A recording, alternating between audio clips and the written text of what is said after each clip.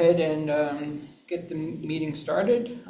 We'll start with our roll call, and I'll start with you, Kathy. Kathy Garden, board member. Michael Mizajewski, board chair. Skip Mackey, secretary.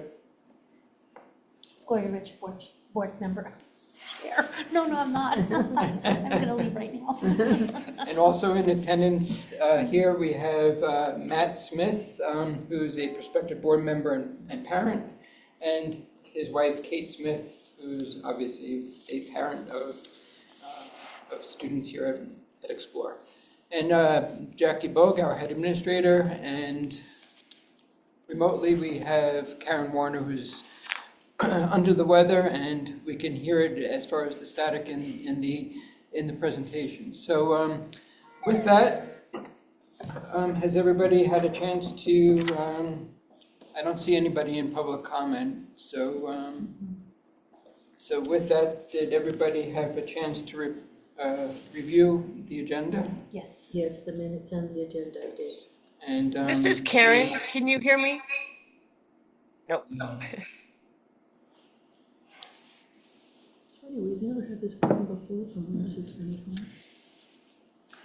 So Hey. I don't know what she said, but I could make a motion to approve the minutes. Can we, yes, I will. Would you Uh-huh. record? We need to remove 6E from the salary, 6E, the salary schedule for specific positions and stipends. We need to remove that. That's not ours. okay. So with that, the removal of item 6E on the agenda, which was added incorrectly. Do we have an approval to approve do we have a motion to approve the agenda? I'll move to approve the agenda. I'll second. All in favor? Aye. Aye. And moving on to the minutes from the last meeting on December 3rd. Has everybody had a chance to review? Yes. Okay, do we have a motion to approve? I move to approve the minutes of last month's meeting. I will second. All in favor? Aye.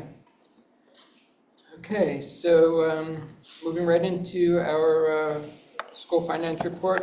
I don't know, is Hannah there? Okay. I guess because she's a panelist. Just got moved over. Should be moved over. I just saw her a second ago.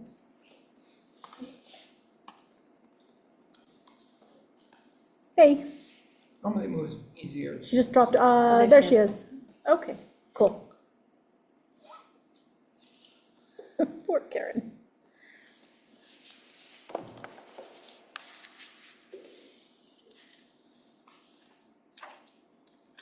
This is the way my day is. This is my day yesterday. Skip, you want some snacks? I even got candy and beef jerky. I kind of, my husband ran to Target for me.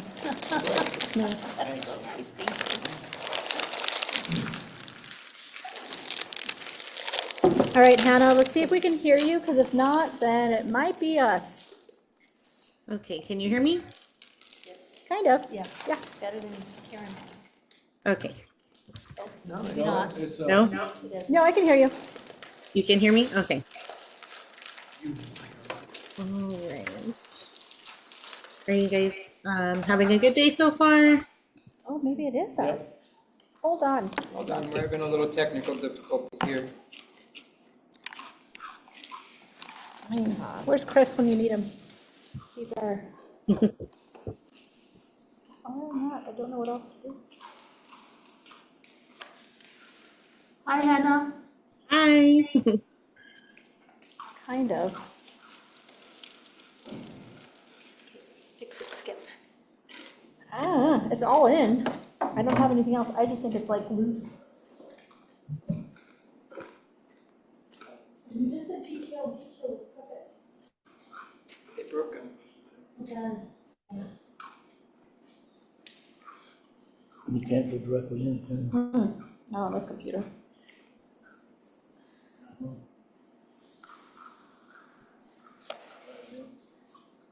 All right, do you want to try talking again, Hannah? Okay. Is that any better? Staticky. Could we pull it on speaker or something? Speakerphone? We need to hear our speaker. What if could we hear it through the computer and not Let's try. that? Maybe.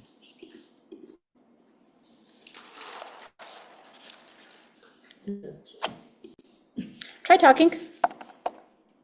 Not any better? Yeah. Okay, perfect. Thank you. All right. I have prepared for you guys today the November financials as well as the December financials, because I know the last meeting that you had, they had just prepared the October financials for you. So wanted to get you guys caught up for that. So for November, let me just pull that up on mine. Okay. So for the review, I prepared the bank account reconciliation, the bank statement, balance sheet, purchase order report, an RFR, an account summary expenditure report, and an account summary review report, or sorry, revenue report. So we'll go over all of those. Let me see. Sorry, I'm trying to, can you see this screen Yes. Yeah. with the reconciliation report? No, No, just you have to the, click No, still the other one. Okay, sorry. I'm not super savvy with Zoom, so let me see how I can. Oh, I'll just do it like this. Okay. All right. Okay, can you see it now? It says bank account reconciliation report up at the top. Yes. Okay, perfect. So basically what this bank account reconciliation report shows is that everything that was in the bank was entered into APTA and that the two are matching. So it's several pages long, but the goal of it is that everything matches. So it has all of the entries. It will have all of the debits as well as all of the credits for the whole month. So this one is for the month of November. And then here at the end, it shows you the beginning balance of the bank account, and then the deposits and debits, the withdrawals and credits, and then the total at the end. So everything did match. So what we always want to check with this is that the difference is 0 at the end. So that means that it was all entered in correctly. It all matched the bank statement correctly. Do you have any questions about this report? No questions. Okay. And then the next report that we have is the bank statement. So this is the actual statement from UMB. So it shows the beginning balance, the beginning of the month, and then withdrawals, credits, and then the ending balance on this first page. And then each subsequent page shows all of the deposits, all of the debits, and everything looks like it was all entered in. The previous business manager did the reconciliation for November, so I just went in and double checked everything, but it was all entered in correctly. And then it shows like the daily balances as well, if you're ever interested in seeing that. But yeah, so this is the balance at the end of November for the bank account. Okay. And then for the balance sheet, so this shows all, again, this one is also several pages long, but it shows for each fund. I'll zoom in here. What the balance is, and then it has the assets and the liabilities all separated out as well. So one thing that APTA does, and I know that you guys had just switched to that this year, but it does put it by fund up here at the top. So this is where it shows the different funds. 11,000, this is the operational. And so that's where like all of your expenses and everything mainly live. And then each of these other funds are coded for different things. So like 13,000 is transportation, 21,000 is food. So that's where that's a little bit helpful, like when you're reading through these. I did create like a cheat sheet that I can send to you all as well if you'd like, that has just like what are these codes, instead of just reading it as like 11,000. If that's helpful, I can email that over to you later today. Thank you. Yes. But it does go through all of them, and shows like the total amounts that are in those balances. Sorry, when I'm scrolling to the next page, it reverts a little bit, but this is also a lengthy report, but it's when that month to month is just good to peek at so that you know where every account is standing. Some of these codes, like that you see zeros in, that just means that it's not a grant that the school currently uses, or it's not a fund that they currently get. And then at the very end, it has like the total amounts for each one of the sections as well. And then the next report that we have is the purchase order report. So this one is what I did when I prepared this was I went back to as of 7/1, because I wasn't sure what had been shared with you previously, but I went 7/1 to 11/30. But this shows you every single purchase order that was created during that time. Since November, we had made some changes when I came on for how purchase orders were created. And so now what happens is they're created, then I approve them, then it goes to Jackie and she approves it. And so it's no longer just one person creating them and approving them and issuing them.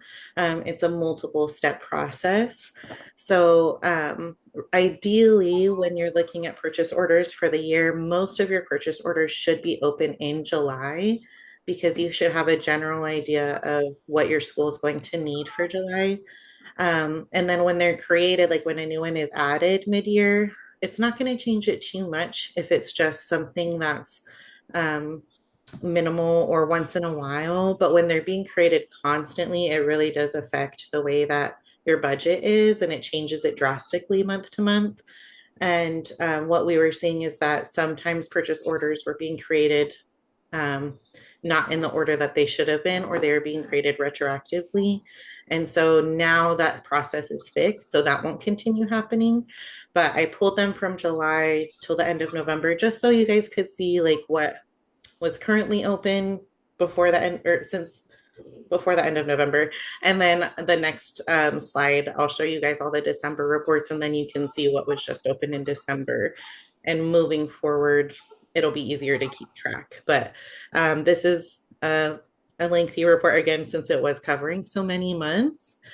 But then at the very end, like, actually, I don't think it totals it on this report. Oh, it does. Yeah. So it does have like a total at the end, but each one of these, like it'll say issued, if it's something that was approved and that was issued. It'll say closed if it was something that was already paid out, or if it was canceled. And it has like date promised, date issued. So this is just, again, like you can see here in the, like under terms, it'll say like what exactly it was for. Under vendor, it will say which vendor you paid. And then all of this coding has to do with where the money was coming from to pay for that purchase order. And then in November, there was an RFR, which is a request for reimbursement that was submitted. So by the previous business manager. So that was already put in. So I pulled this report from OBMS just so you could see what the RFR was for. So it was an RFR for $8,727.92. And then it was for Title I, which is one of the codes for funding. So, and then the account summary expenditure report shows everything that was spent from 7/1 to 11:30. And the account codes, again, are just showing where that's coded to, where the payment is going to come from. The description shows what it was paying for. And then the actual year to date is what has actually been spent. And then the budget year to date is what when they made the budget in the spring, what they expected to be spent. So, and then available shows what is still left for that specific account code. So this, again, since it was for several months, was pretty lengthy, but I wanted to give you a full encapsulation of that if you ever wanted to go through and read through it. But in the next slide, I'll have just December's on there as well. And then it'll have down here at the very end subtotals, so you can see the total for each one of those. And then the same thing with the account summary revenue report. I also pulled for July till the end of November. So you could see, again, just a full picture. It looks very much the same. It's just the only difference with this is it's a revenue report, not an expenditure report. So everything is in parentheses, which I know in the budgeting world usually looks like a bad thing, but for the revenue report, it's a good thing. That just shows the money that came in. And then again, like towards the end of the report, you'll see the subtotals, so you can see like the actual amount at the bottom. The 11,000 coding, so is going to be always the lengthiest, because that's once again like where everything pretty much lives for your budget. Up here at the top under element, you can see which code it's for. So this is for the SB9 local. So that shows everything that's come in for that. And then so that is for November. I didn't have much else for November since that was prior to when I came on as business manager, but I at least wanted to get you those reports so you were able to review them. Do you have any questions about any of those before I move on to the December reports? No, I think that, thank you for all of that. It was, I know that there was a lot of cleaning up that needed to be done, and categorizing things properly. So thank you for doing that. Yeah, no problem. Is it okay if I move on to the December financials, or do you need to vote on the November ones before I move on to that? I think we could do both of them at the same time. Okay, sounds good.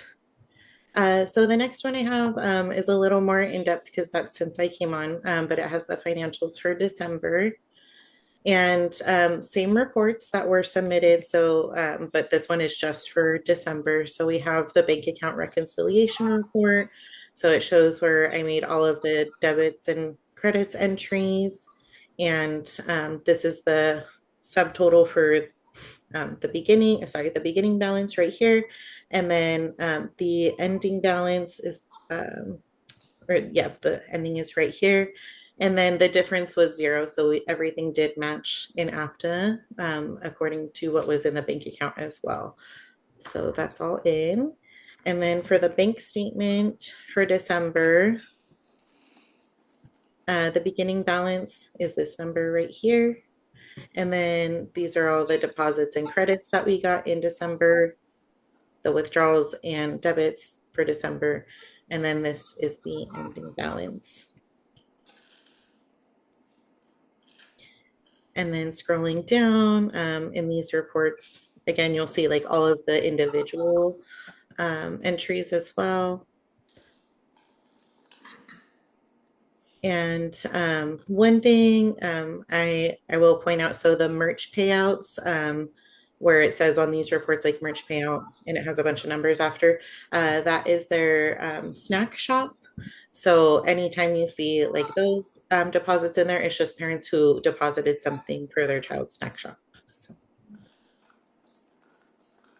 but everything else got put in. And then it also lists all of the checks that were posted for that month and all of the end of day balances as well.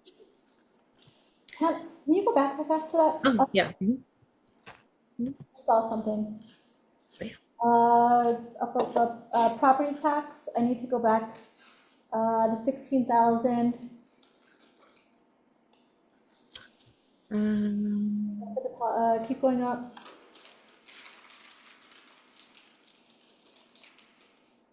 Right there, is that a revenue, is that Sandoval County ACH payment? oh, this one right here. Yeah, so that's your SB9. Thank you. No problem.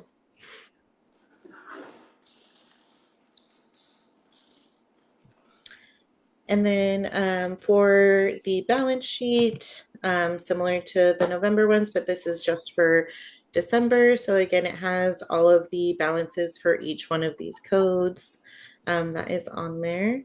And so it has the assets first, and then all of the liabilities after that.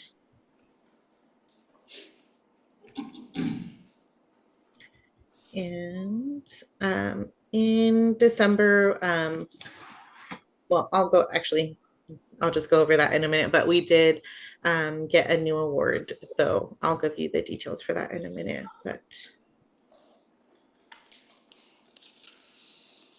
And then this has all of the totals on the last page.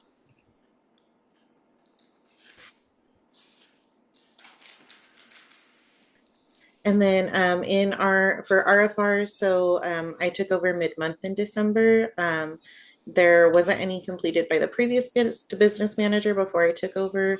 Once I came on, I was working on getting things cleaned up and taxes. So I have not submitted any RFRs for December or for January.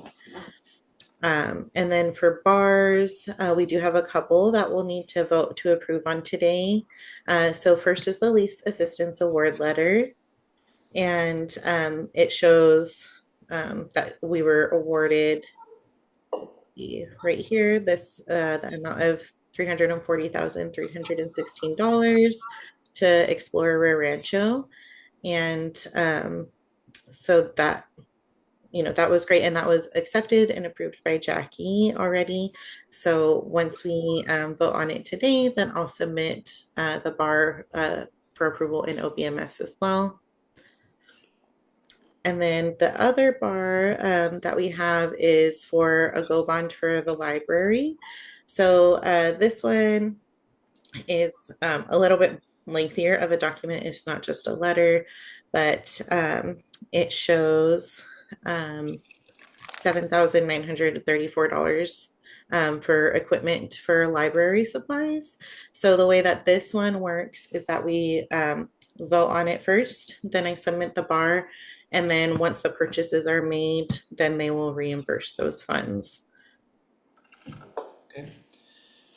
So since that one is a different process, should we should probably vote on both bars individually, correct? I think you could, yeah.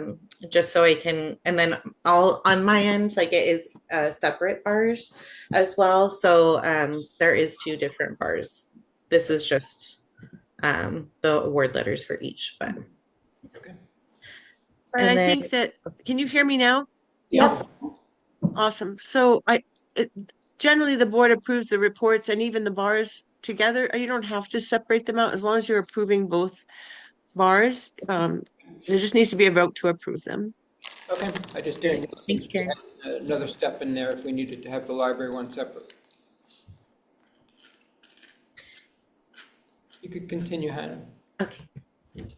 And then the account summary break report for expenditures. So this one, again, is lengthy. And actually, I'm sorry, I did say earlier that I was just going to include the just December, but I actually, again, did do it for all of since the fiscal year started in July. But one thing I did not show you on the last one that I will show on this one. So the first 21 pages of this are the 11,000, that's the operational fund. So on page 21 is where it shows the subtotal for that one. It shows all of the expenditures and then what's left for encumbrance if everything stays as they are. But I know Jackie and I were working together to close out some things that we didn't need to do. So to save some money or not spend money that we didn't need to spend too. And then this is for people transportation. USDA food reimbursements, universal free lunch, non-instructional support, Title I, IDEAB, Title II, Student Support Academic Achievement, Title IV, the REC, the Go Bond. So nothing's in here yet, but it will be. I think this 140 was actually left over from the last time they got a bond, but the rest of that amount would be added in once that bond is approved, or once the bar is approved. I'm sorry. School kitchen infrastructure, SB9 local, capital improvements, SB9 cash. And then that is all. And then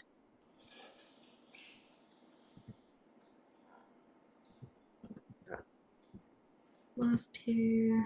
Where's I opened too many tabs.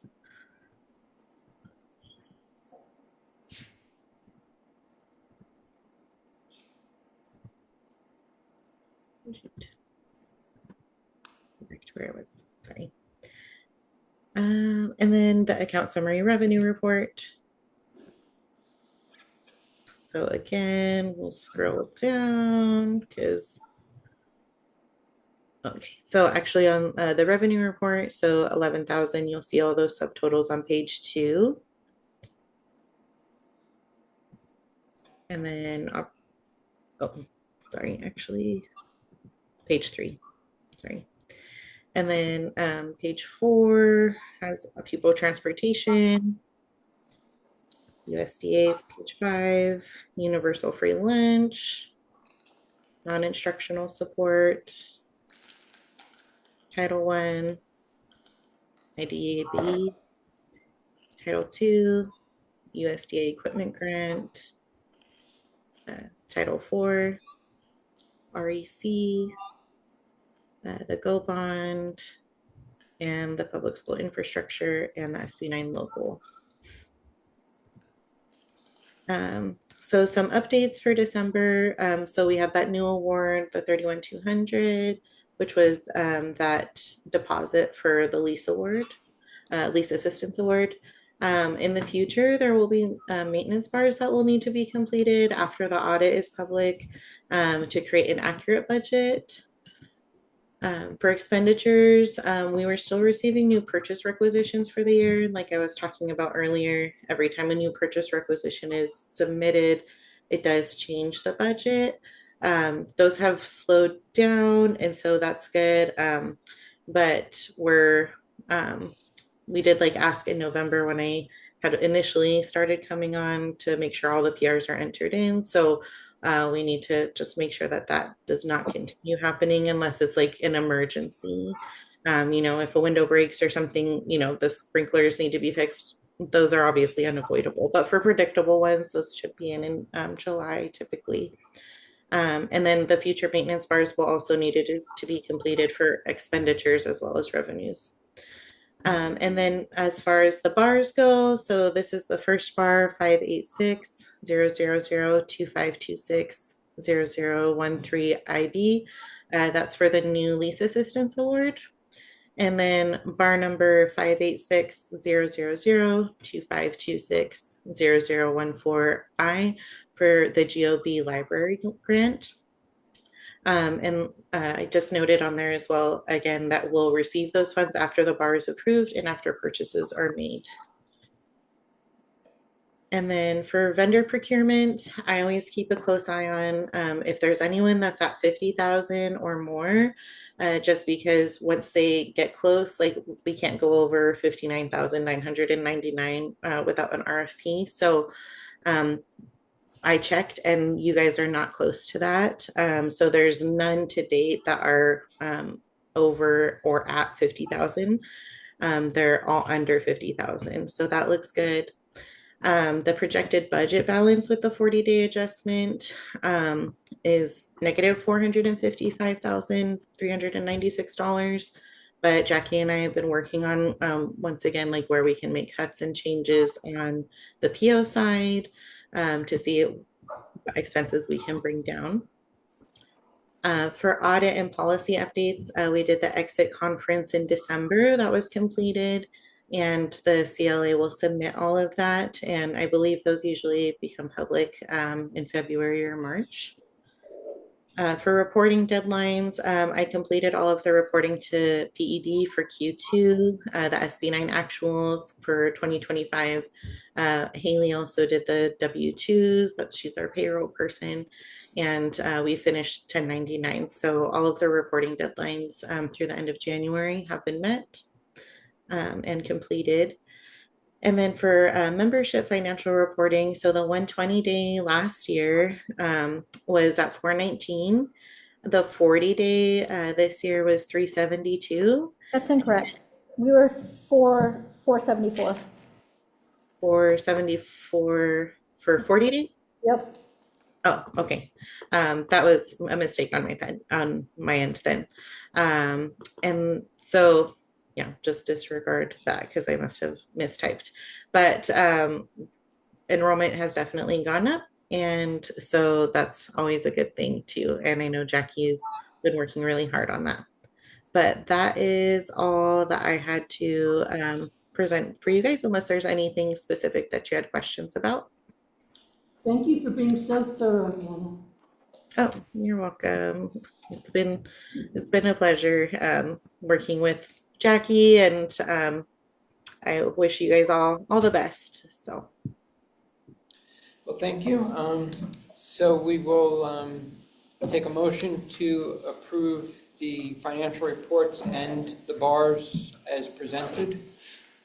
I'll make a motion to approve the financial reports and the bars as presented to us.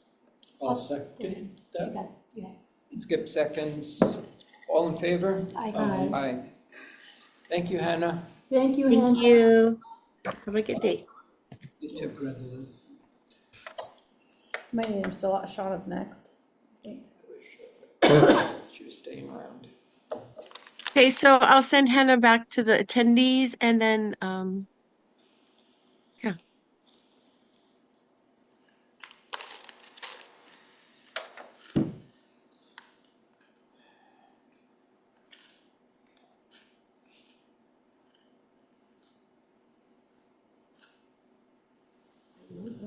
She was.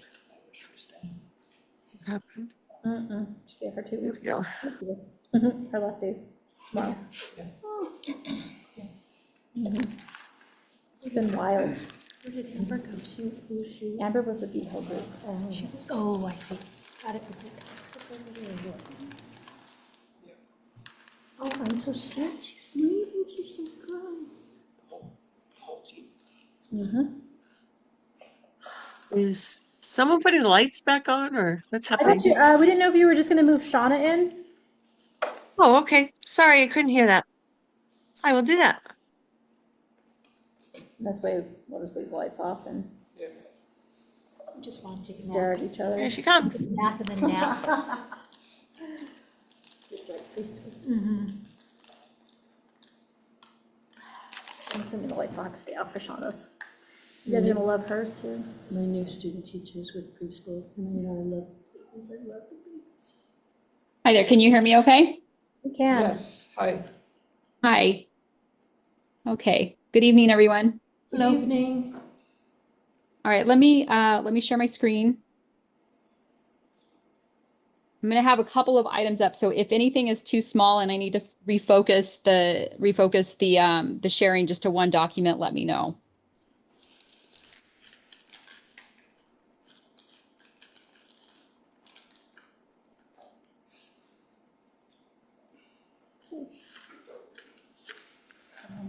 All right, can you see this okay? It's too small. Could you make it a little bigger? Which one are you gonna focus on, and I can just zoom in on that one? You know what? Let me just share one document first, Okay. and then it'll just be easier for me to do that.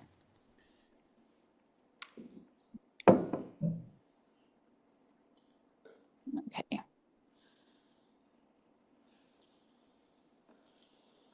Perfect. All right.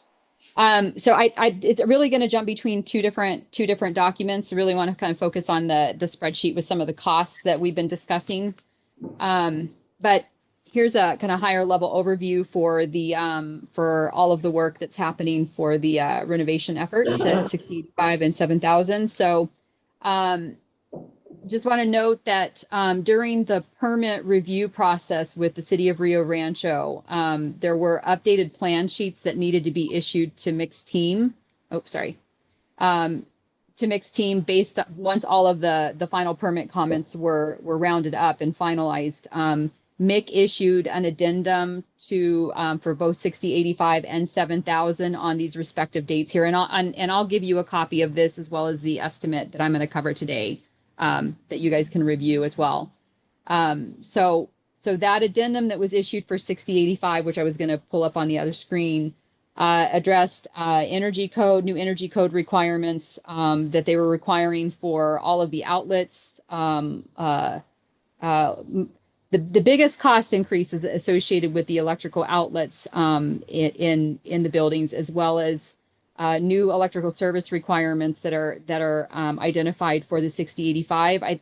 Some of this is tied to the new services that are going into the building, like new panels for the kitchen, new panels for the services, and upgrading some of the panels that are outdated and not to code. So this is just a function of these are older buildings. The new bus lane that was approved by the city off of Zenith into the 6085 property, as well as the city is requiring a new fire hydrant to be installed adjacent to the 6085 building. There's some other minor things that really aren't worth covering in detail unless you're interested, but I'm happy to provide you a copy of the addendums that were issued. The second addendum that was issued was for 7,000 Zenith on 1/27/2026. Yes, just this week, Doug Heller was able to get the addendum out to mixed team. Again, energy code requirements for all of the lights and the outlets. One of the big items that came up was the fire code review. So the fire marshal's office is requiring a new 26-foot driveway for emergency services. At one point, they were actually going to require a driveway all the way around the building, but due to retainage ponds and access and easements, they were agreeable to change the requirements just to having the driveway for the emergency services where that emergency easement is that connects to the adjacent road to the west. They're also requiring a new 800 amp electrical disconnect to the fire panels to bring that up to code. And new post indicator valve and fire hydrant for 7,000. So all of these items are causing additional cost increases to the project that weren't really anticipated. And I'll cover those in a little bit more detail here in a minute. The permit was finally issued for 6085 on 1/26, and for 7,000, it was issued on 1/27. There were $33,000 in impact fees that were being required by the city for the 6085 connection, because there's going to be a new residential water line connection there. We did submit a request to the city to see if we could get them to waive the impact fees. Their initial response was no. Karen came back with a very, very nice response to the city about how the Explore Academy is defined according to their municipal code with the City of Rio Rancho School District.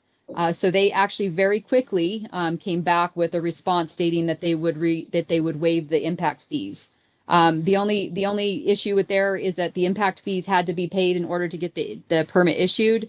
So they were paid, and the city came back the next day and indicated that they would waive the fees. So we are going through a process to get reimbursed for that. So that will be a credit that will come back to the project. So it will be helpful. Is there any questions on any of this before I continue? No. No. Okay. Let's see, fire alarm design. So North American Life Safety was contracted directly for the fire alarm design. So they are the fire alarm design is addressing all three buildings with an emphasis that this should actually say 6090 because that was the priority.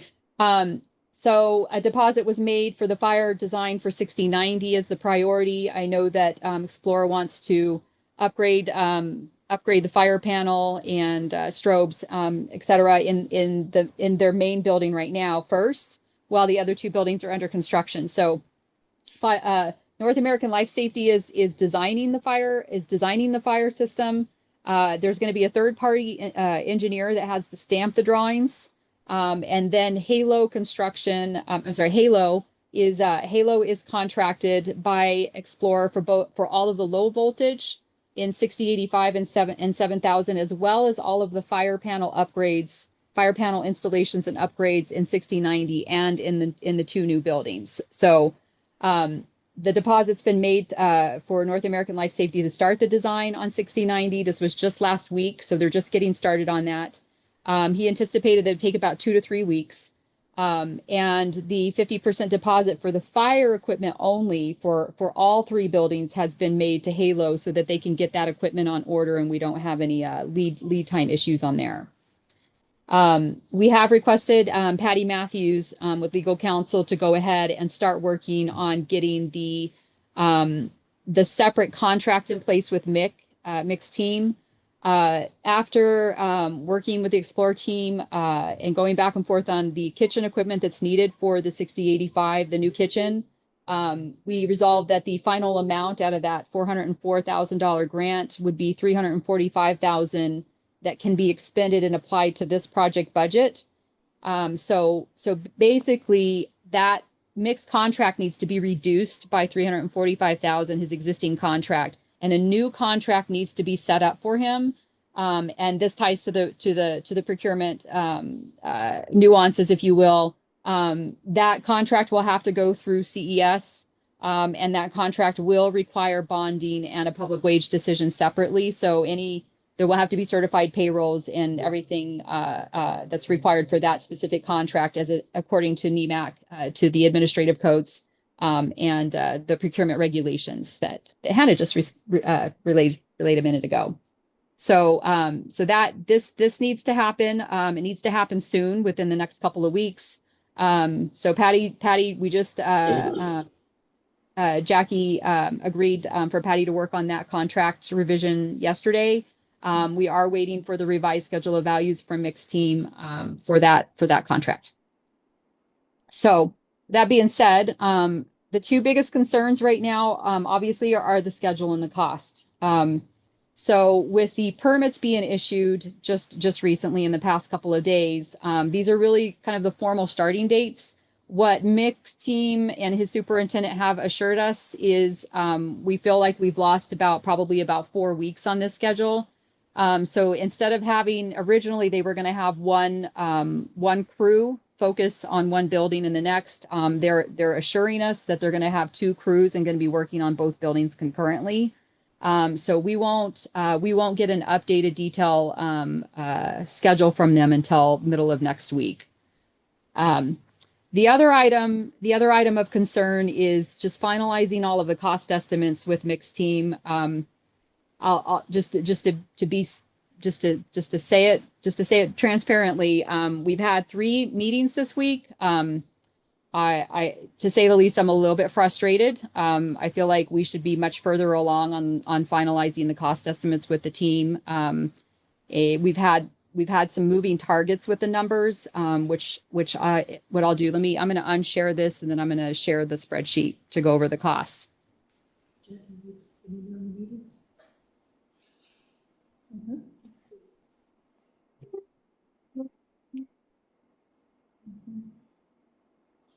Okay. So as I mentioned during the last board meeting, we knew that there was going to be additional costs for structural support. Let me zoom in a little bit here. Not that much. Okay. So the items that are highlighted in red are the items that are really moving targets to me. We had a value engineering call with the electrical engineer and the electrician this afternoon to try to figure out how to bring down some of the electrical costs. So again, some of this is tied to, they had a in Mick's original bid, he had an allowance of up to 105,000 for LED lights. But with the code requirements, some of the outlet requirements, their additional lighting fixture cost is coming in at 100,000 over their original bid. And the connections and panel upgrades, disconnect upgrades that are needed for the buildings are coming in at about 100 to 125,000 over. Again, everything here on this spreadsheet requires additional justifications from mixed team, which we have not gotten for all of this. We did, because we removed the fire alarm from the fire alarm for both buildings from their scope. They initially indicated to us that they were only going to give us a $50,000 credit. I do not agree with that. It should be much higher than that. So as of today's discussion with the electrician, they indicated that the credit for the fire panel, that when they reduced it from their scope, was over $270,000. So as you can see, these are just items that we're just trying to work through so that we can get these numbers finalized. I'm happy to share this with the board, but with a full disclaimer that these are not the final numbers, and there's still a lot of work that mixed team has to do to bring these back within budget and to justify some of these costs. You can see here that we have removed the volleyball, basketball from the scope. And then, of course, the supplemental kitchen work is getting pulled from this contract and moved over to the separate contract. We are probably going to end up reducing the 6090 building scope to remove the classroom remodels, to only focus on the art room and the new bathroom, the new staff bathroom that is being requested in the building. Some of these items like the hydrant and the access drive, some of these are new items that just came out of the addendum that was issued a couple of days ago. So mixed team, does get some grace time for addressing these cost estimates.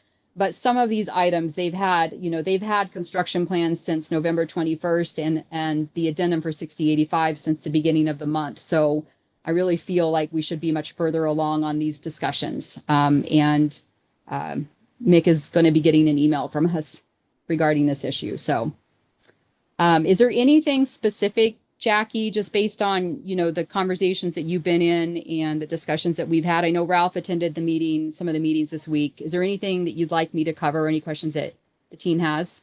No, where'd you go? Can you hear me? Yes. Perfect. I love this thing.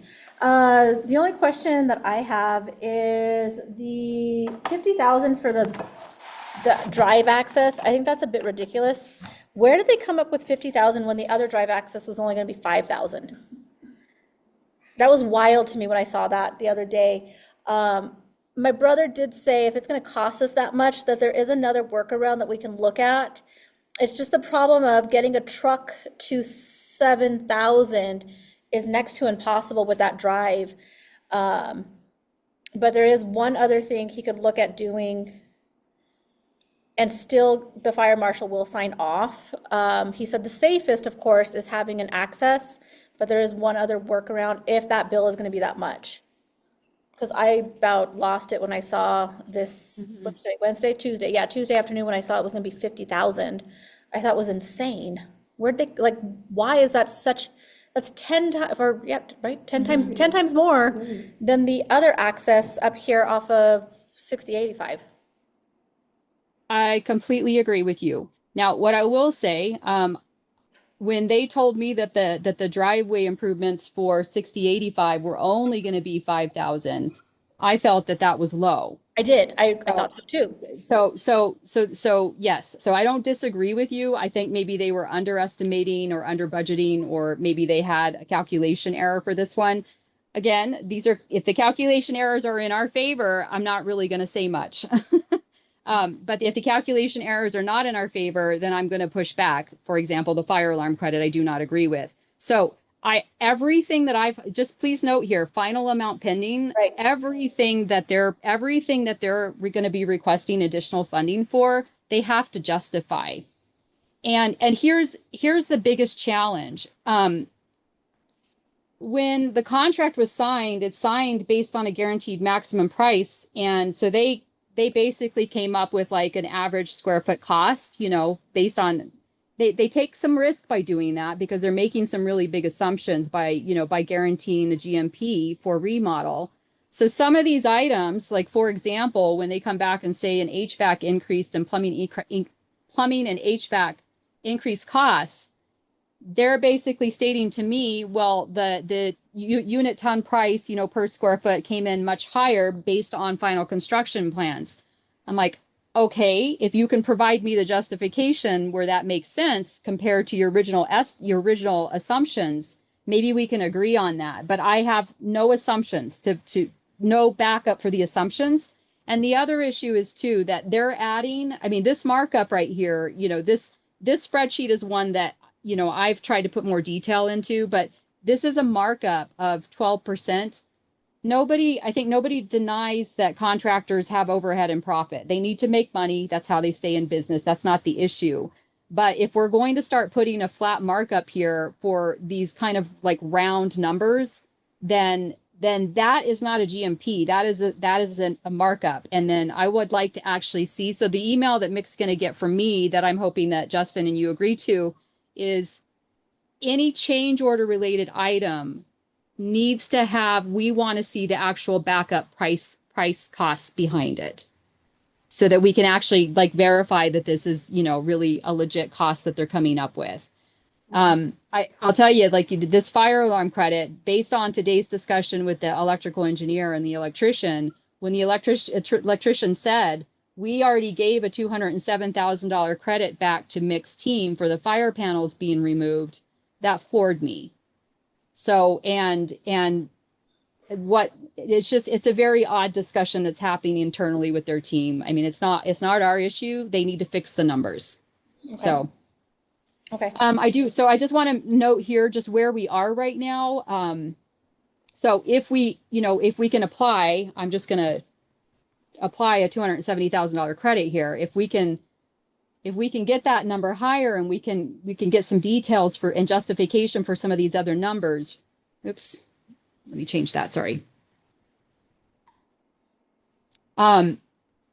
Just, you know, that whole budget, the whole budget item that was identified with the financing has to cover halos and the fire plan design and the fire plan engineering stamp costs. So right now, these are all of the additional costs at 1.2 million that they're proposing. And then, you know, if we get a fire panel credit, if we do for 270,000, you know, we would be in the positive and we have a variance of 16,000, assuming no other numbers change. We're good. We can cover Halo's costs, the fire plan design costs, but you know, this $50,000 credit is a big concern because that puts us in a negative variance to cover all of the costs on this project. The costs have to come down.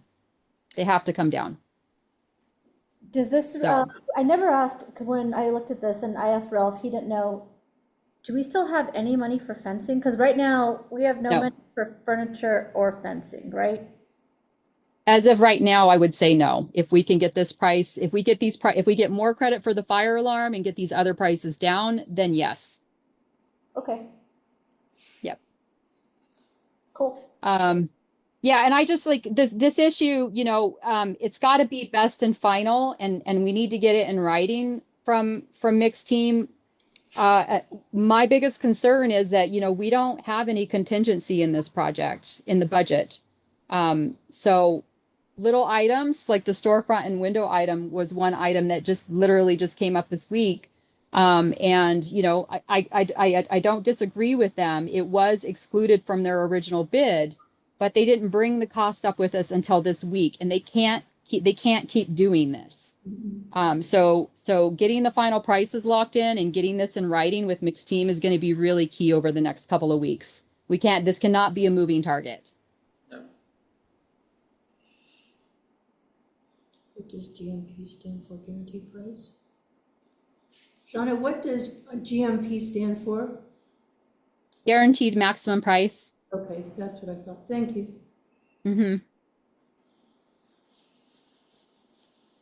Nope, I have no No I have no, this week has not been my week, so no, I have no questions.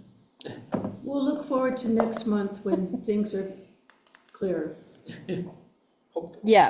Yeah. So I think my next priority, especially after the value engineering meetings we've had this week, where we haven't really been able to make as much progress as I was hoping, is just to get this documented into mixed hands. That, you know, they need to have they need to come together better on these numbers. The staff are kind of all over the place. Well, thank you. Okay. And do you want me, with the disclaimer that these numbers will change, do you want me to send you the spreadsheet or? I have it. I don't know if the board Okay. wants it, because it's still like a working doc. Yeah, We'll wait till next month when things are more in place. Okay. And Shauna, this is Karen. Can you send the other documents though that you shared so I can include in the meeting materials? Not this one necessarily, but the others? Yeah, I'll share the two addendums that were issued as well as well as the summary sheet. Thank you. Yeah. And Karen, good job on that email to the city. Oh, thank you. I'm happy to Yeah. help. Was surprised. Excellently worded. Thank you for that. I was just Yeah. trying to save another bill to Miss Matthews, but I figured it was worth a shot. And yeah, thank you for acknowledging that. Appreciate it. Yeah, Happy to no, help. it's great. All right. Thank you. Okay. Have a great day, evening. Shauna. right. Thank you. Yep. Ooh.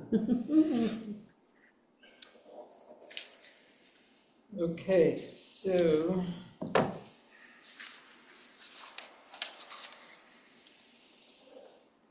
moving on to audit status. Obviously, it's just We're good. we're waiting for the final audit results. So that'll be coming. Yeah, Hannah addressed that a little bit in her presentation about the audit. And now you've just done 6A with Miss Belay. And so we are up to item 6B and Yes. your potential designation of Mr. Smith. So I just wanted to say I know that he was recruited to apply and is, as you already heard, is a parent of students at the school. I just wanted to say I had a great conversation with him to answer any questions and explain the requirements. But he's very interested and I appreciate that, willing to serve on the board. Is very active in the community as well as a parent of some students. So with that, I turn over to you, Mike. I think it was you who first maybe recommended him, but I just wanted to say a few words. And Mr. Smith, please know that our meetings are not usually so technically challenging. And usually I'm also there in person. I apologize for not being there tonight. I appreciate your kind words, Karen. Thank you so much. So with that, obviously Karen had done the intro. We had a brief introduction before, but if you'd like to go a little bit more in depth and tell us more about you. Definitely can. What you do. I know. Yeah, you know. So I've lived in Rancho for 31 years now, since I was 3. So I'm pretty well committed to our community and love seeing what's been built, including this school. I think that's something that really drew me to explore with our kids was this idea of the learning model that we really, really like. Like I said, we have 3 kids here, and seeing them excel kind of wanted me to get more involved in how the school functions. Professionally, I work in advertising and marketing and video production. I look at a lot of numbers and data and kind of make decisions based on that. And I'm hoping that analytical kind of mindset would be beneficial to the board. Mm-hmm. But I really appreciate the opportunity. we can use your talents. Yes. So Skip and Gloria and I are all former teachers and administrators in Rio Rancho Public Schools. Yeah. Gloria and I are retired. Skip is still working hard at the I Albuquerque. retired once. Not for long. So where'd you go to elementary school and middle school? I went to Enchanted Hills Elementary School. Mhm. Yes. Were you there when I was there? I'm not sure. Carl Eppelman was my principal first, and then Okay, that Kathy would- Bear. I was teaching there. Okay. And then I came back, I was the assistant principal there, 05 to 07, before I got my principalship at Bank Cordova. So Okay. it's Yeah. a very good school. Yeah, I really enjoyed it. It was And then nice. you went to Mountain View? I went to Mountain View. Yeah. My principal there was Kathy Pinkel. Yes. Oh, Miss Pink, how Those funny. names. Yep. She was, goodness, I think she was ending at Lincoln. She was, I want to say, we went to Lincoln for my 8th grade year. She was our assistant principal. Under Kathy Harvey, because Kathy Harvey was my All right. Yeah. principal, and then also my principal at Rio when they opened. Yeah, I liked her. That's fun. After middle school, I went to Rio Rancho High School for a bit. I believe it was Scott Affenstranger. Mhm. Yeah. Now he's at Cleveland. Now he's at Cleveland. Yeah. But yeah, I really enjoyed my time, I guess, at school for the most part. I left Rio Rancho High School in my sophomore year and went to Independence. Was better, I guess, academically for me. Fitting for you, huh? Yeah, there just weren't as many people. Yeah, it's a smaller Yeah. setting. Yeah. Get more individualized. It's nice if attention. there was that opportunity. Yeah, absolutely. I'm excited to see what they're gonna do with the building on Northern when that's complete. But I graduated in 2010. My parents had started an advertising agency and production company back in 2000 that I worked for off the books until I was able to officially join payroll. And recently celebrated 20 years on payroll with that. Wow, very Wonderful. good. So that's a bit about me and our 3 kids. Our oldest is Tegan, she's in 7th. And our middle is Addison, she's in 2nd. And our youngest, Emerson, is in kindergarten. She loves Miss Book. Oh. Yeah, She she- loves Those Miss are Book. cute. every Aw. time, Funny. every morning. I was in there this morning. I was doing a walkthrough in Miss Goldstrom's. Yeah. She's like, I'm gonna give Miss Bo a Aw. hug this Oh, morning. They're so love And funny. is it Addison that has kind of a, I guess she's always getting hurt. Oh, yes. Yeah, She's she's our little very, hypochondriac. yeah, and clumsy. Is she your Don't drama go. queen? Yeah, no, that's Our our Oh, oldest. the oldest. Oh, and the oldest is going So- 18 years. Yeah. Something else, Teen I'll years, tell you what.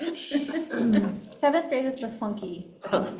I think by the time they get to 8th grade, 8th grade, they kind of come together. 7th grade is, Oh, don't get my hopes up. It's that little weird bubble, they don't know where they, they're I feel like they need at. to skip. Like, I you still know, don't like them in 8th grade. they get better though. 7th graders are just wonky. Yeah, I don't like them.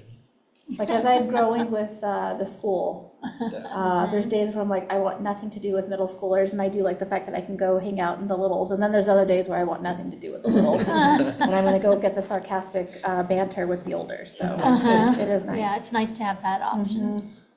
One just kind of disclaimer note about me, our company, Outhouse Advertising, does do the marketing for ELS, including the campus in Albuquerque and Peoria and Las Vegas. Wonderful. So when I reached out to Kia and with Karen, I just want to make sure that there wasn't any conflict of interest, but if there was, that We don't have a budget to do any marketing, so. yeah. And if Ideas and you if it can- is, any it's the tips you can same give us? just as with me, you recuse yourself from anything that, because I've been working with Matt and his family for probably close to the 20-year mark, yeah.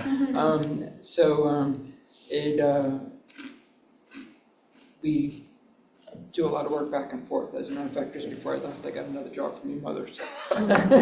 So, with that, does anybody have any other questions before we ask him to go out of the room so we can vote him? He doesn't actually have to leave the room. Okay. Well, I'll make a motion to bring Matt aboard. Second. All in favor? Aye. Welcome. I appreciate it, guys. I really do. Good to have you. Thank you. Nice to meet you, Kate. Well, And they get to next time. Oh, yeah. We haven't had their brownies. Brownie, yeah. Oh, I see what's She happening. does. She does Kate's bakes. So she does. Whose birthday was it? They had brownies, was it last week? Higgins. Yeah, she came in and I tried, I'm no sugar right now for new holiday or New Year, and I did have a half of. I think I saw your carrot cake a couple of weeks ago. Oh, my I favorite. know. It's my favorite. so, Chair, this is Karen again. I just wanted to say I've already shared some paperwork with Mr. Smith, and in anticipation, like so he knew what he was agreeing to, and we'll set him up with that. Mr. Smith, I'll need those documents back as soon as you can. One of them has to be notarized, and then all of that goes to the Public Education Commission to document the new board member, and we'll get you some training information, which we've already discussed also. And welcome aboard, and thank you for being willing to serve. Yes, Yeah. thank you. Thank Thank you all you. again. And thank you, Karen. I really appreciate your time and emails and everything. Okay, so moving on to item 6C. This is where it gets fun. It's been a wild 2 weeks. And so I did prepare a couple things for you guys. Let's see if I can share. I never love sharing on this bad boy. Hold on. I'm a Google Zoom. I'm a Google person, not a Zoom person, so give me a second. Where are my docs? And Ms. Bogue, while you're doing that, I just want you to know that there is somebody in the audience or attendees that has identified themselves as being with K-12 accounting. I don't know if you're going to need them at any point, but I just wanted to be sure you I knew. think he's here as questions. I did prepare a quick doc, and then I have the stuff that's on the agenda. But just to give everybody a background, I did make a quick slideshow just so you guys know what I'm sharing out. I'm going to share this. Where the heck did it go? There we go. All right.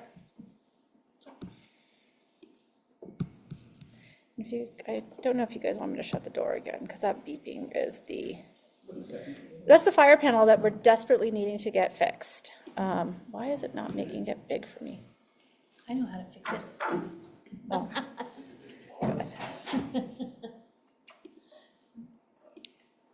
Make this bigger. The sirens showing up to the building. Fire trucks. All right, so here's a quick, what's going on. So I met with Mike and Chris on the 13th just to share some of our our financial concerns after having a meeting with Hannah. And so she gave you guys a number tonight of 455,000 that we're in a deficit. I came up with closer to 370. So I'm not sure where the 450 came from. Originally, we were looking at a 157 after our tax liabilities. However, Patty is on our tax liabilities right now. 127 is actually ours. The remaining bill that we got was from the two new properties, the 6085 and the 7000, that they were expecting us to take over for the full year. So that's a 25 and a 14,000, which we've only been in that since October. So hopefully some of that will go away, and we're not looking at that full 370. Fingers crossed that we can get some more of that reduced. The 157 is a carryover from year one.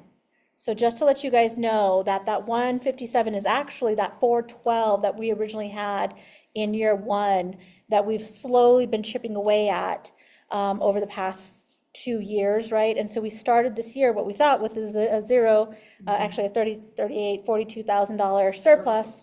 which turned into a $157,000 deficit, correct. So just to give you guys this, where we're at, Which never was presented to us. correct. So in July of 2025, we left Axiom. We joined the V Hill group. Early fall, met with Hannah. If you guys remember, she joined us and we got introduced to Hannah. December 12th, V Hill group transitioned to Hannah. January 16th at approximately 10:25, right after the PEC announcement, I got a text as I was meeting with Mike and Chris to go over financial strategies. She did give us her 2-week notice. Her last day will be tomorrow. We need a new business manager Monday. I reached out to the V Hill group to see if they would just take us back on since they were working with us already, even though I know we had some concerns in regards to the ACH payment stuff. That was a declination. They said no.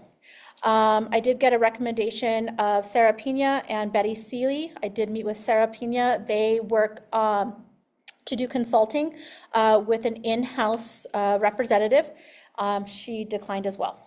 I did work with, so Jake Colander is in the same position I'm in, and so that Friday, the 13th, he and I, as well as Karen, were kind of going back and forth, having phone calls, chats, texts, emails, just strategizing because this is a pretty big situation.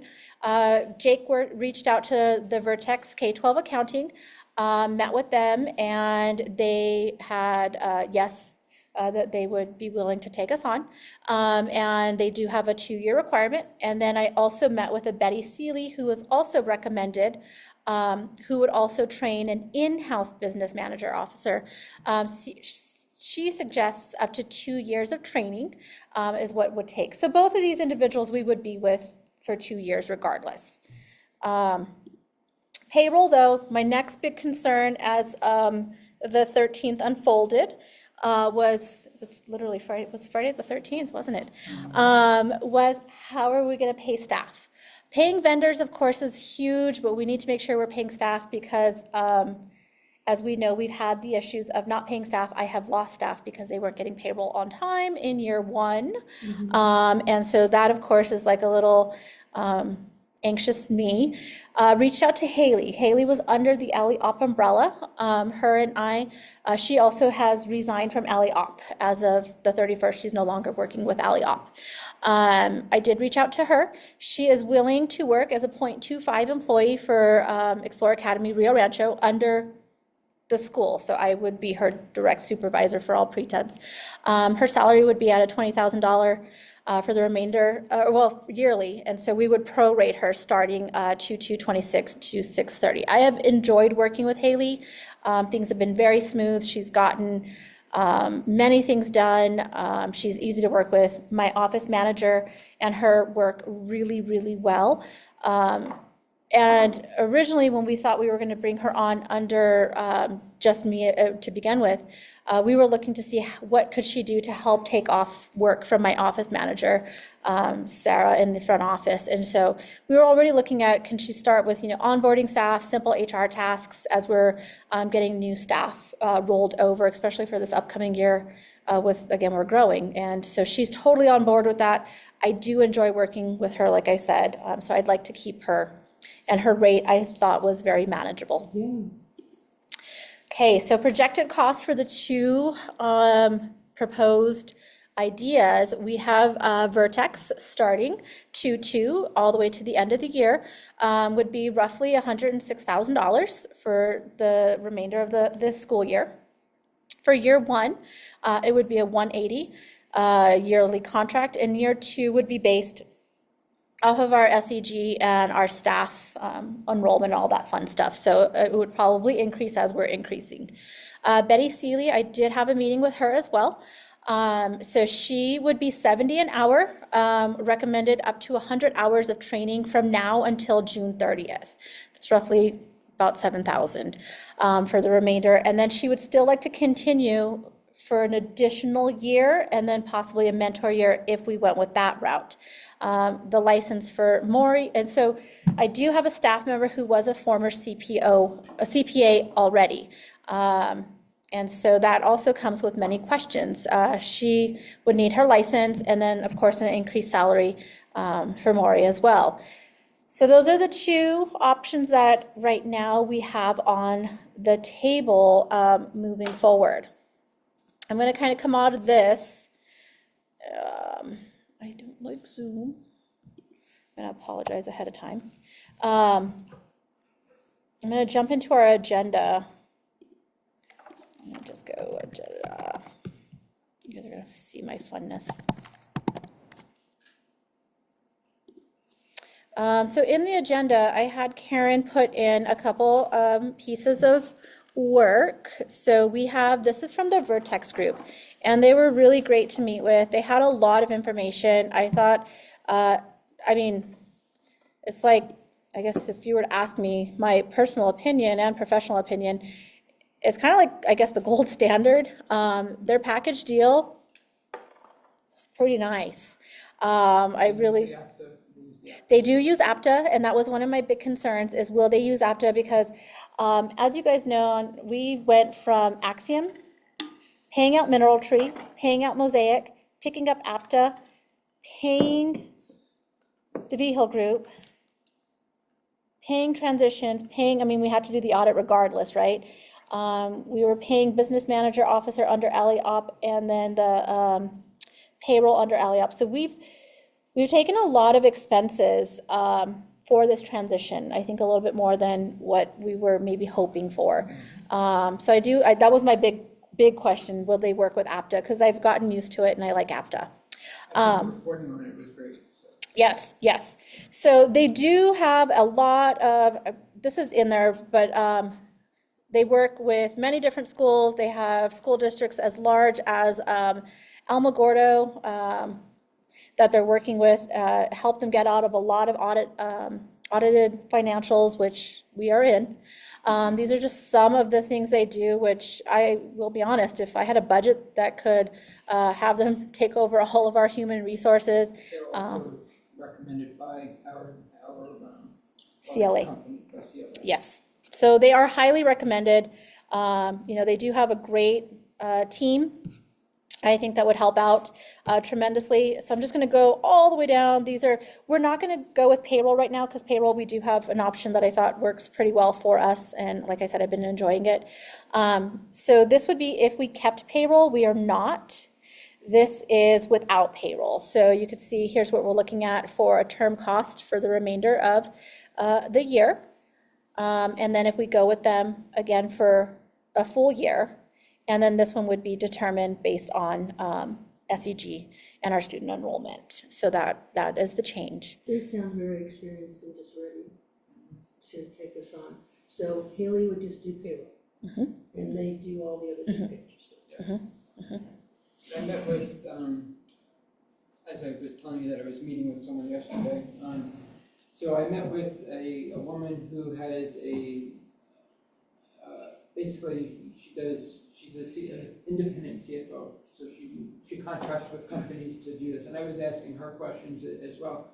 Her recommendation is to go with the company to do that. And ultimately a payroll service company as well. And the reason being ADP, I've heard that, yeah. Because there's a continuity. If this person, decides, well, you know what, in 2 weeks, by the way, I'm moving, then we're back to square one again. At least with going with Vertex, we do have a continuity that someone else will be able to pick up the work ball and work on it, and we're not going to be stuck in this situation again. True. So. Can they pick up payroll immediately? Yeah, yes, that would be, and that would just move it to the top cost, the 115. Yeah. What do you want? Have money, not be in a $500,000 deficit. Not do this again in 6 months. True, all of it. Right. And so when I met with them, yeah, I was very impressed. I was. So they were great. I'll also just quickly share just so you guys see it. Do they have a line item proposal What do you mean? that would include like what was included in that 180? So if I, Breakdown of Yeah. costs and services. Yeah. so they're,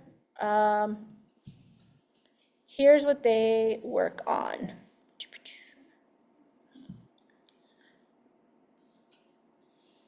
So they provide your budgeting, revisions, updated monthly budget forecasts, your year-to-date financials. I think what he's asking is, Oh. did they give a quote, that $180,000, was it a quote saying, okay, it's $50,000 to do this, $100,000 to do that? No, it was, Did you all Well, and No. just, like, I'm just curious on what the services they do offer, like, if there's some that aren't being included but are still, I guess, included in that 100, that aren't being utilized. Is there anything different that they are providing that we weren't currently maybe we receiving? don't need? no. No.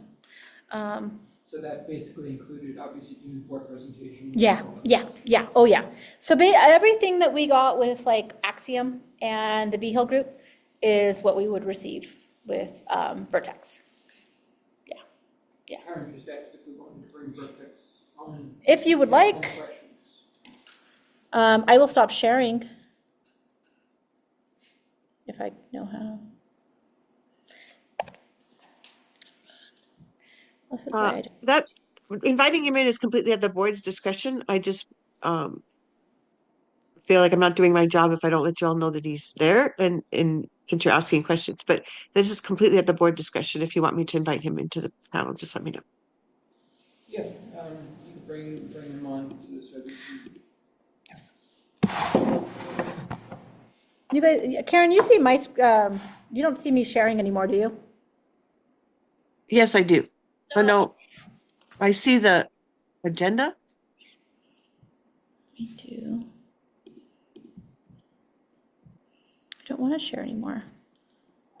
Yeah, so go over to where the people are, like, or go down to the bottom of your screen, like bring the mouse down. It should pop up that you can see the little share thing, and then Stop sharing. maybe I can stop it for you. Let's see.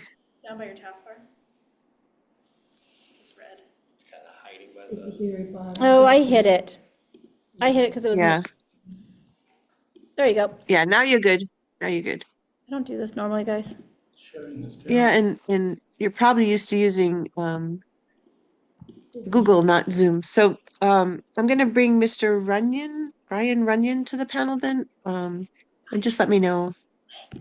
He has to accept the promotion to the panelist, so you can chat with him. Here he comes. Hold on, guys. I'm sorry. He's coming. He's coming. No, me. You Oh. see a weird screen from me. Why won't this go away?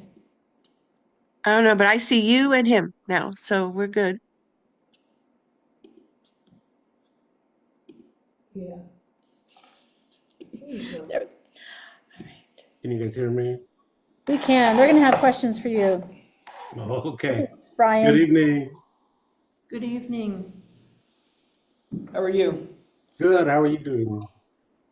We're just going over your company's proposal, and we are interested in learning a little bit more about Vertec and what services that you'd actually be helping us with.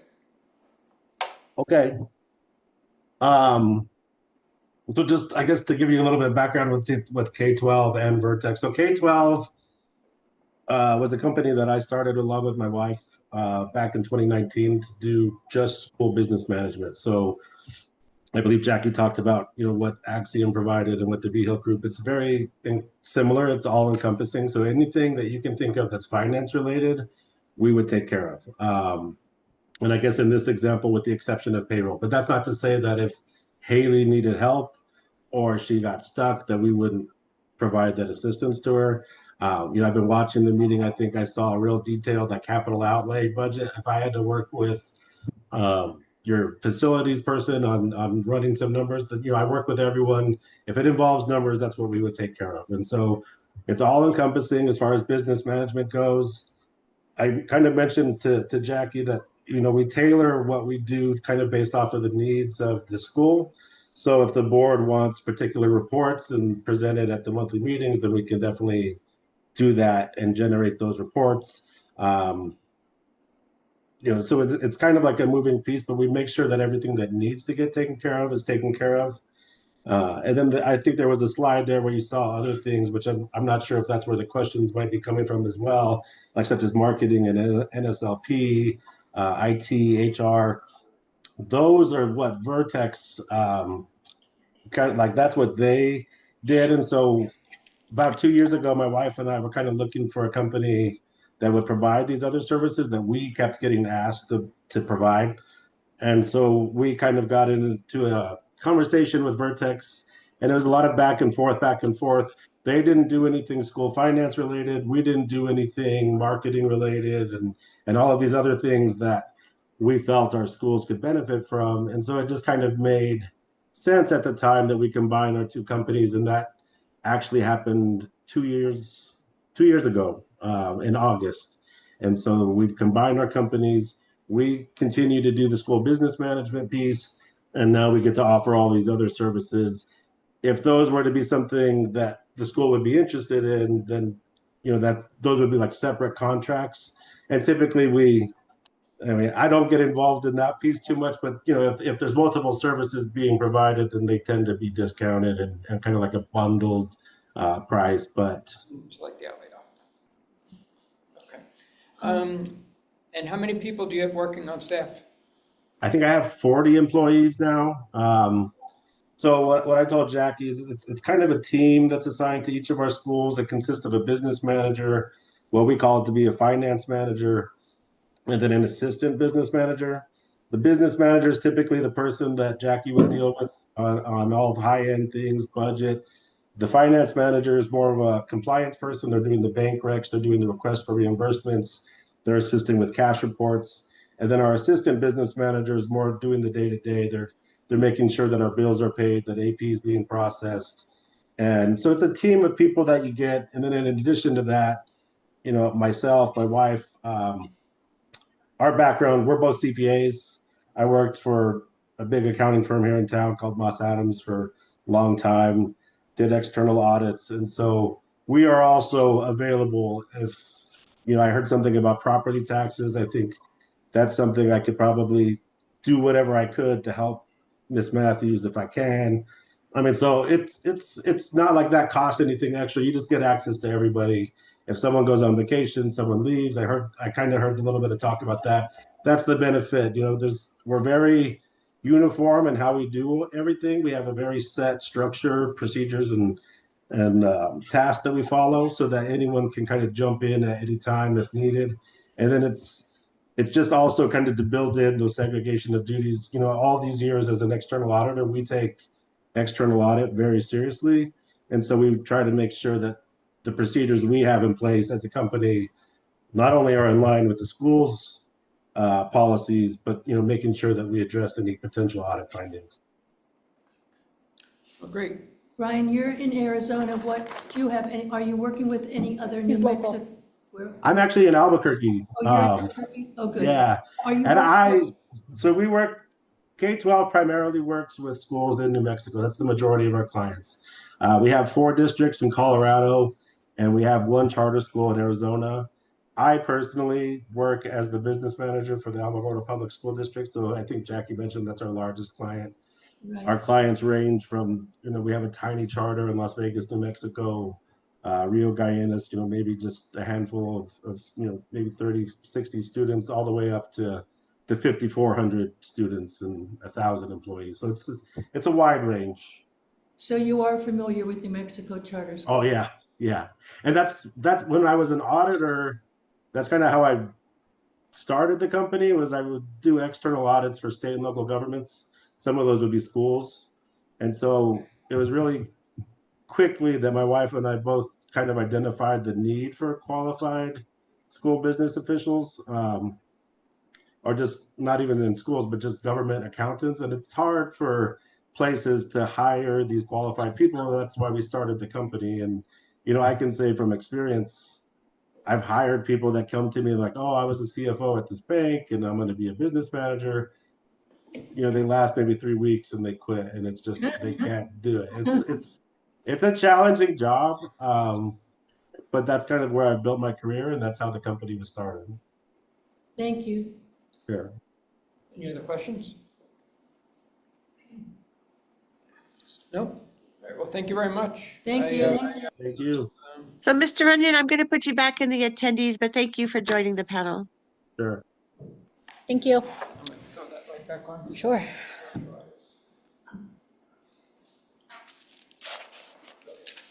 So as I was saying, we have Vertex and then in-house would be our only two foreseeable options right now on the table.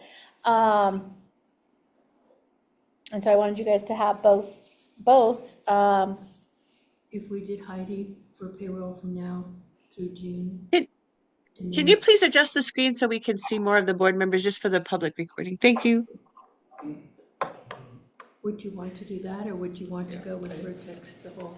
Well, I mean, Mike, you bring up a good, and I'm not honestly making a big savings. I think it's almost the same. Right. $3,000 difference. Mm-hmm. So, I know that obviously we've worked with Haley for a short period of time, and that she is basically creating a Band-Aid situation for us. Right. But what's to say that 2 minutes after the meeting, she gives us a 2-week True. notice, and then we have to, Right. I mean, yes, we could go back, and add that service in to Vertec or whoever at that point, but I think that my opinion is to start clean and, Not have any gaps in payroll. yeah. Well, yeah, yes, definitely. That is huge. So it's basically, my suggestion is that if you feel comfortable with Haley through the end of the year, keeping that, then at that point, we switch over to Vertec, or do you want to just go Vertec from the beginning? Or whatever we decide as far as, my as far as your proposal of the two, I'm leaning towards the Vertec for a contracted company, and we know that there are no other companies that No. are local, so it's kind of like it's Vertec or nothing, but that would work with us. I mean, there are a couple, but obviously, they come highly referred. They do. They do. The only, my only concern is, will we ever get out of our deficit? The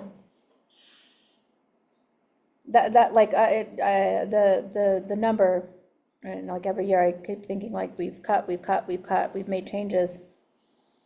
The proposal of a 4-day calendar was supposed to be, Right. Well, we've been given inaccurate information True. and guidance along the way. So having a company that seems that to know they- every, no, to and like know I all said, that. I was very impressed. I was, if we had even like, I don't know, a small positive, but I would say hands down, 1000%, I would go this route. The only other reason I was looking at the other route was just for more of a fiscal responsibility of savings. This is my 3rd year with you guys. And we've had something different. Oh, yeah. And I feel like it's never been, and I think the board has known that this has been my number one stressor as your head administrator. I have never worked where the stresses of financial, Then you gotta take that on, right? because you're Yeah. working in a district. It's and like running your own obviously- yeah, company. yeah. I've never, ever seen something so wild as this, and that is my number one stressor. That's why I as- think having it outsourced is even a better for your sanity, because obviously if you had someone working internally with that, then you're still gonna be Right. doing that, Mhm. so. So Haley you've got, back up and give me what you're thinking again.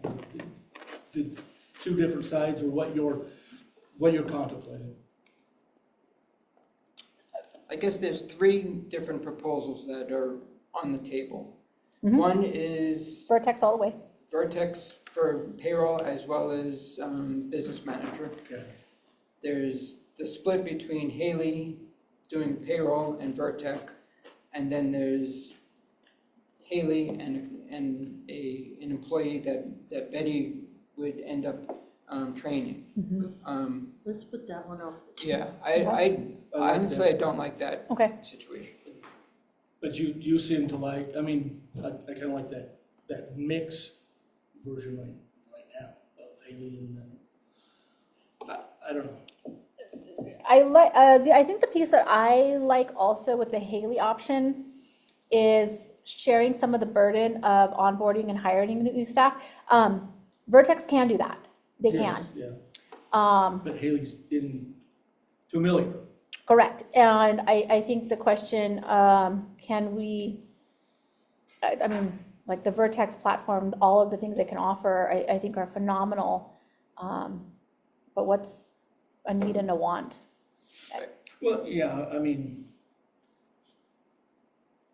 Well, it's a $3,000 difference. It's not. No. I mean, No, when we're that's not looking at gonna- $455,000 deficit. What's a $3,000 $3,000 is so much. But I do like, I understand what you're saying with the continuity.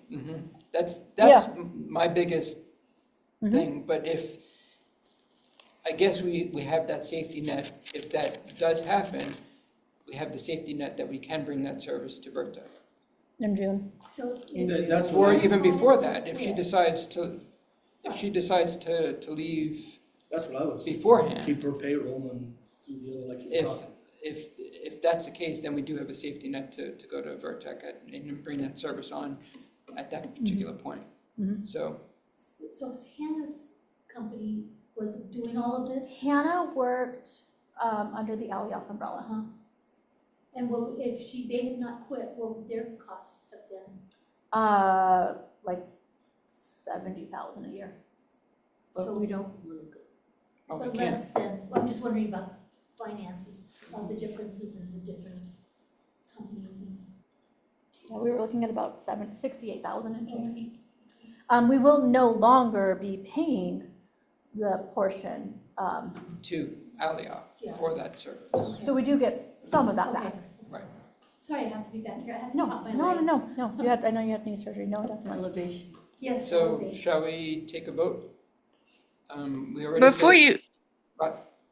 before you do that, I did raise my hand. May I make a comment? Yes.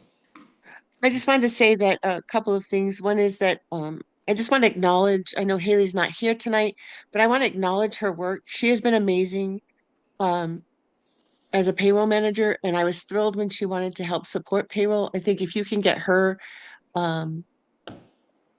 that's really good to have a person working just closely just with your school.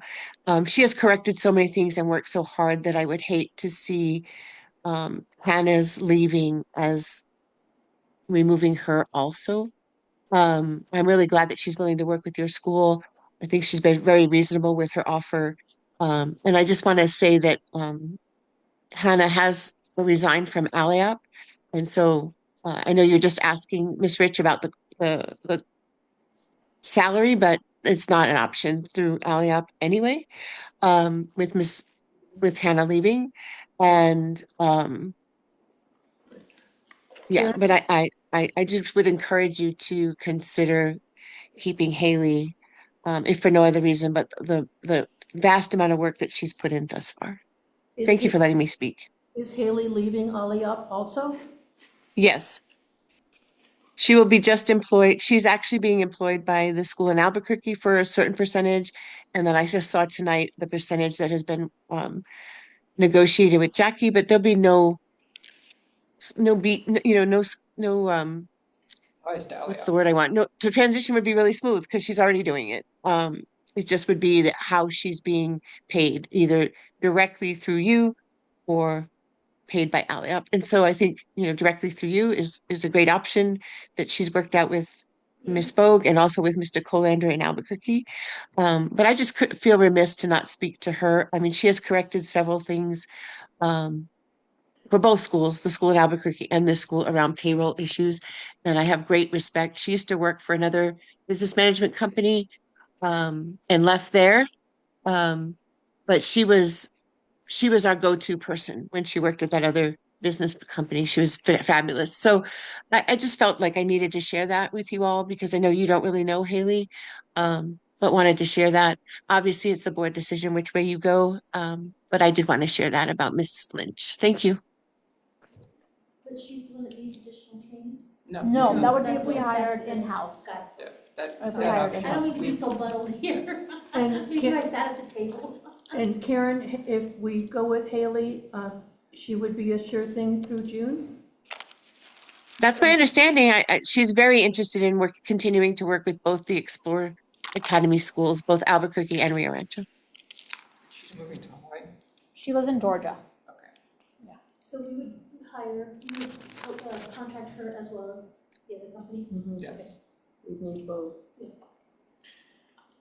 What do you think, Mike? Matt? Oh, I mean, for things like, for that, I mean, for our company, I'm much more comfortable with people working internally, so that we're able to kind of control over and see that progress and stuff like that. But for something like this, I definitely agree that it needs a third-party company to come and assist. But having someone to oversee that also, with Haley, I think would be very beneficial. Well, maybe someday we'll have enough money, we can have our own full-time business manager. That'd be Maybe nice. someday. But in the meantime. That would be ideal. But Mr. Runyon also spoke to this issue.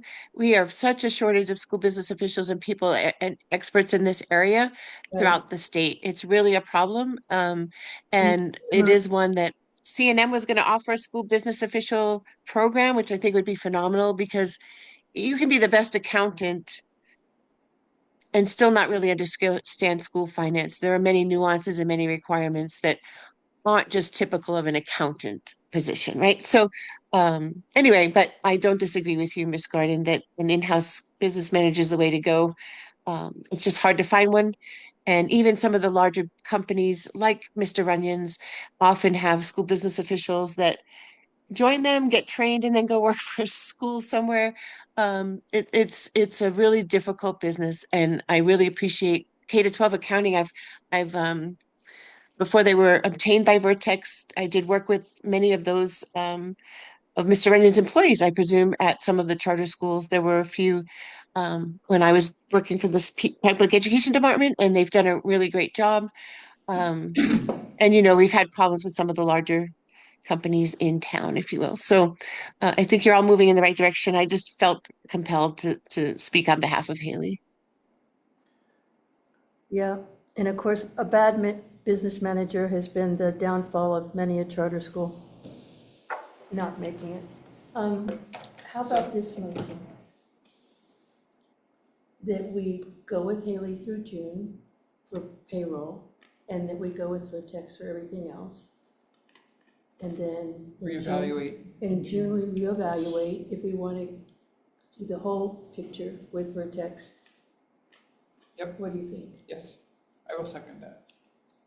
Okay, that was, I didn't, That was a was quick that motion, formal enough? so now- Was Yeah, that I formal? moved. Okay, let me see. I I think it was move, formal, yeah. okay, I move that we go with Haley for payroll through June and hire Vertex on to be our big picture business manager.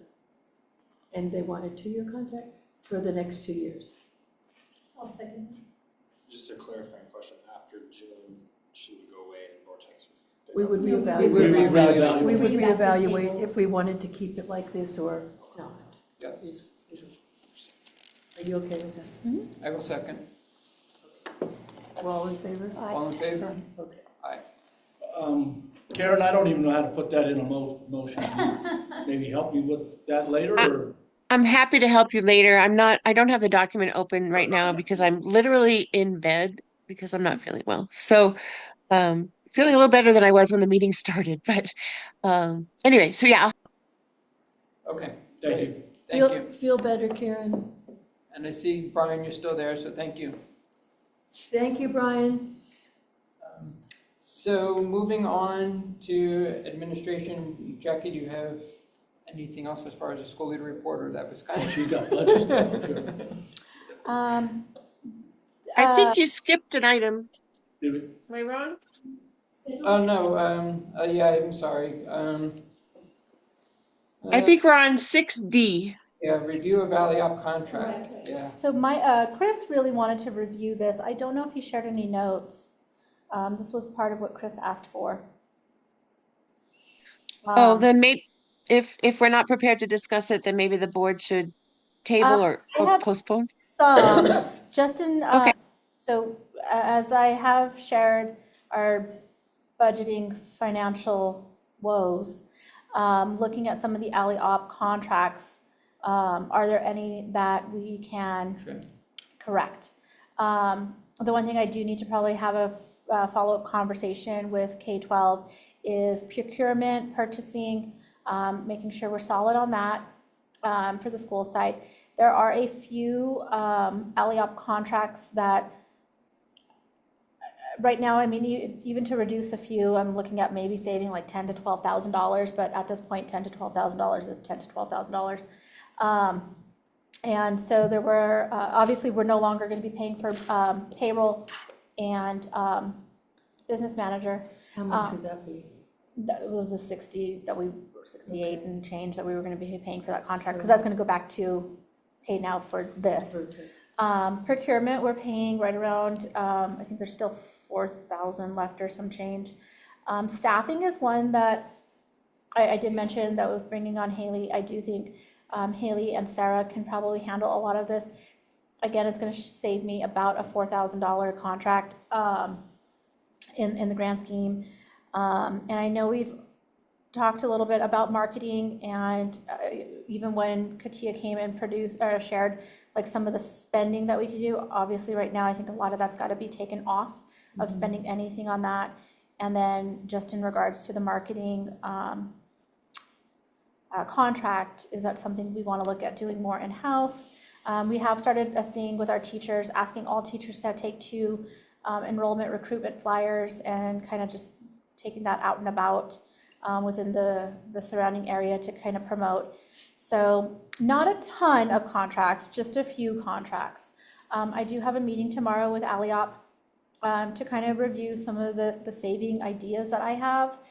Is this something that's going to be possible? Just for now until, again, June 30th. And then I think looking at July to the next year, just really reviewing. Again, it comes down to needs versus wants. Like, I know what I want, but what do we need? Because the deficit that we have, I mean, we're now, I mean, if Hannah's number is correct, plus $100,000, I mean, let's say, I don't know, what, 50,000 because of the wash of the 2 money.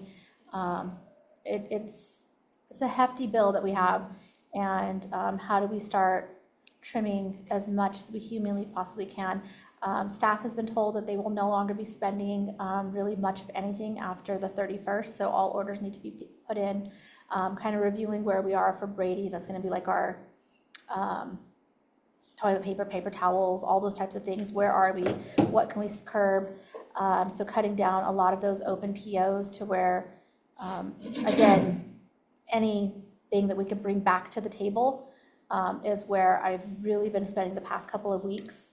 I mean, hours upon hours of going line by line to see what's open, what can we close, what can we reduce, what do we not have to worry about, what can we live without.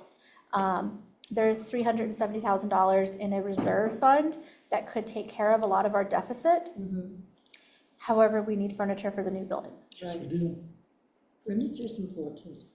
So we're in a rock and a rock. I mean, there's no hard place. It's a rock and a rock. Yeah. That I think we really have to start being aware of and prepared for, so that we can climb out of this and also be prepared for the building. I have already told, Shauna, that any construction on this property, scrap it. And, just going literally piece by piece, like I feel like we're on the Titanic and I'm throwing things overboard just to live on the door. Like, that's where it's been for the past, I'd say, month. So just to let you guys know. Well, I don't know I if you have think any that ideas. once you have that meeting with Ali up to clarify those things, I think that as far as voting on anything to review any of those potential things, we could really have to wait until after that. So I would table the rest of that discussion until next month. But I do agree that, certain things like the marketing and whatnot, we can't do, why pay those contracts if we can't do the actual marketing part of it? Or why are we gonna pay a fee to have them sit there and say, oh, we can't do it? So, I know that there's grants and stuff like that we can look into to do some things going forward, but evaluating those contracts is necessary. Yeah. So next month we'll review that more. Before you take a vote to table and move on move on, I just wanted to share, Jackie, one thing you mentioned about procurement made me think, your school is required by the state to have a chief procurement officer, so someone would need to be trained in that, and it has to be an employee of a school, whether it's your school or another.